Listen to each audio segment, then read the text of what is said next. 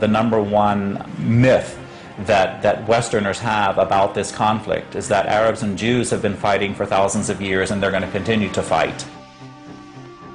This is really quite bizarre because all it takes is a little bit of reading of history to find out that this just isn't true. There is no congenital historical enmity between the Arabs and the Jews. The Jews flourished in the Arab world at a time when they were being persecuted throughout all of Europe. At the end of the 19th century, because of anti-Semitism in Europe, European Jews began to try and figure out a solution to the Jewish problem.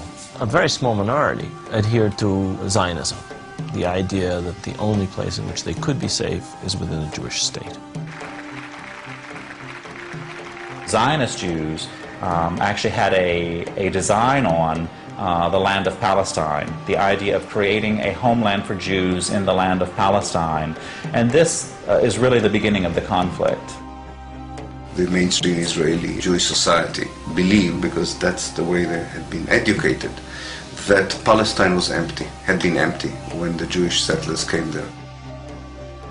Who paid the price when they settled there? Is it really true that Israel was a land without a people for a people without a land? Palestine was not empty. It was a land populated by Arabs who had a high level of culture, high level of education. With farms and markets and towns and villages and roads and commerce and lots of interaction with the rest of the world. The population was overwhelmingly Arab.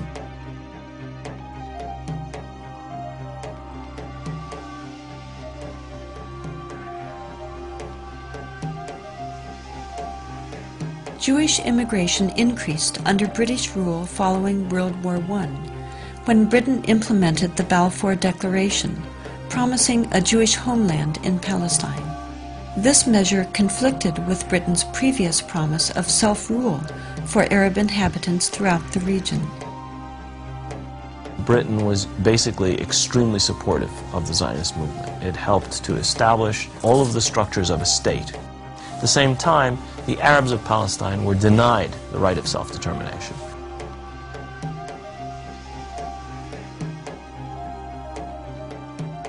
The Palestinians saw a European power decide the future of a non-European territory, in flat disregard of both their presence and wishes. In the 1920s, as land was being stripped away from local residents, the first clashes between Palestinians and Jews began, and would continue on for years to come.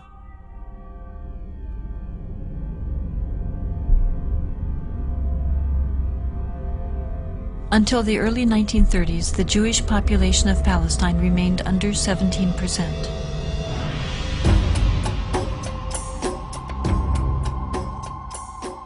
Hitler's rise to power in Germany completely changed that.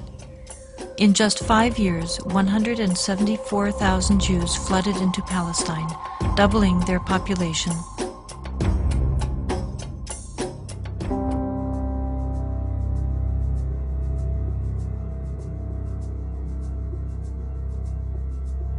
As the world attempted to make amends for the horrors of Nazi genocidal policies, efforts to make Palestine a Jewish homeland increased.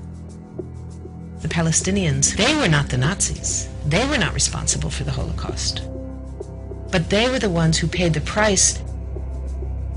In 1947, with the conflict spiraling out of control, Britain decided to turn the problem of Palestine over to the United Nations. The UN, under pressure, proposed to divide the land into 2 states, an Arab state and a Jewish state. Arabs were to be given 43% of the land, despite the fact that they made up more than 2/3 of the population and owned over 92% of the land.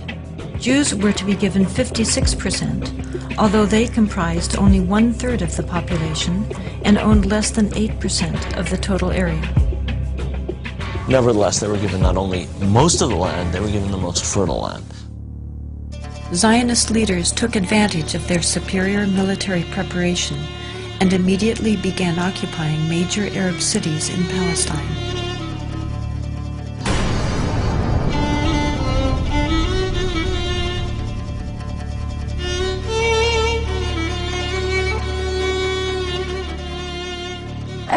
among the people that conquered Akko. When we were walking around, we entered the flat.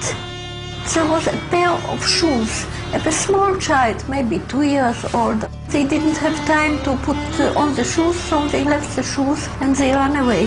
They left everything.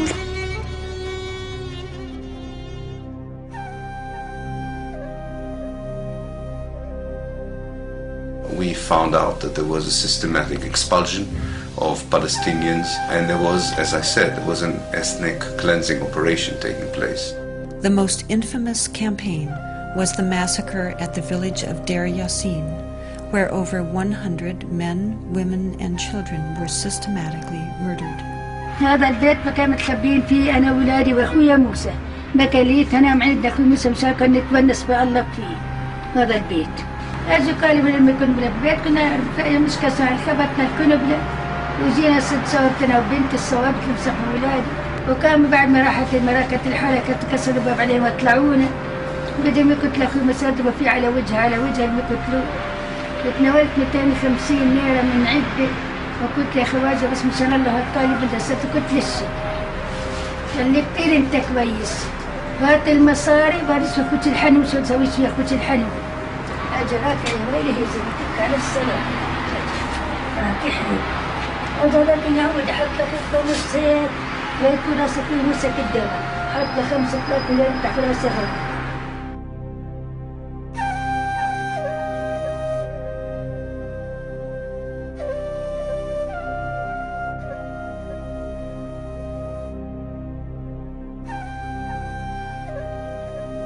The ruthlessness of the attack on Deir Yassin drove fear and panic into the Palestinian population and led to the flight of unarmed civilians from their homes all over the country.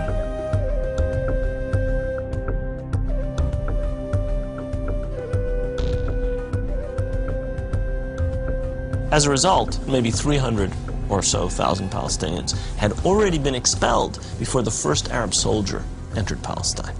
Some of the neighboring Arab armies finally intervened after May 15, 1948, when Israel officially announced its statehood. Although there was a lot of war rhetoric on the Arab side, very few soldiers, Arab soldiers, were sent into the battlefield. And actually, for most parts of the war, there was superiority on the side of the Israeli army.